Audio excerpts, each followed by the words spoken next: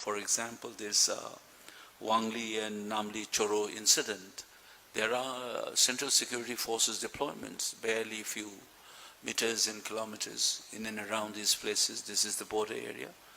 How is that we couldn't? I must also remind you that this incident that happened yesterday, prior to that, there was also a massive attack on Indian villages near the Indo-Myanmar border. These villages are at Choro, Namli and Wangli areas. These are primarily villages belonging to the Tangkhul tribes. And the reports say that armed elements from Myanmar are involved.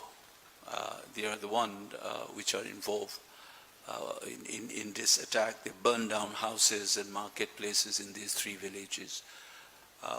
So the violence that started on 3rd of May 2023 has expanded. We know that since last 2-3 months, what happened in Litan, in Kamsong Ukhrul area, and it continues. And it seems that those who want to destroy Manipur is bent upon expanding this crisis across community. Now it's no longer between two communities, it's within the tribal communities of broadly the Kukis and Nagas, so to speak. These crises have been developing, and the intention seems to be very clear, that create lawlessness and pressure whoever is the authority and destroy Manipur. That's the plan that some of these forces, in collusion with those inimical forces from outside the country, they have been doing it. And unfortunately, the government has not taken appropriate action still. As it happened, right from the day one, we have so many deployments of Central Security Forces and Manipur Police. In these areas also you have, for example, this Wangli and Namli Choro incident. There are Central Security Forces deployments, barely a few meters and kilometers in and around these places. This is the border area. How is that we couldn't prevent and stop or hunt down those perpetrators?